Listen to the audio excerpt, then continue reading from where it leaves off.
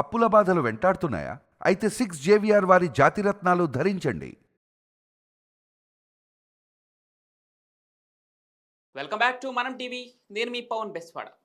భారతీయ railway రోజు రోజుకు అభివృద్ధి చెందుతోంది. ఇప్పటికీ హై స్పీడ్ రైళ్లను అందుబాటులోకి తీసుకురాగా బుల్లెట్ రైలు ప్రాజెక్టు పనులు కూడా శరవేగంగా సాగుతున్నాయి.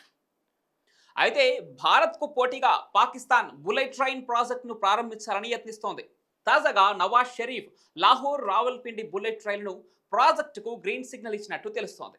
రెండు ప్రధాన నగరాల మధ్య ప్రయాణాన్ని ఈ రైలు కేవలం 2.5 గంటలకు తగ్గిస్తుందని భావిస్తున్నారు. అయితే ప్రస్తుతం పాకిస్తాన్ రైల్వే వ్యవస్థను సరిగా నిర్వహించలేక ఆపసోపాలు పడుతున్న సమయంలో బుల్లెట్ ట్రైన్ ప్రాజెక్టుకు డబ్బులు ఎక్కడి నుంచి తెస్తుందంటూ చాలా మంది ఆశ్చర్యపోతున్నారు.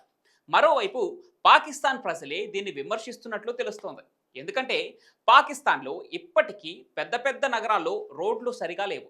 రవాణాకు అవసరమైన రోడ్లను సరిచేయకుండా గొప్పలకు బుల్లెట్ ట్రైన్స్ ఎందుకంటూ పాక్ ప్రజలే అసహనంతో ఉన్నట్లు సమాచారం.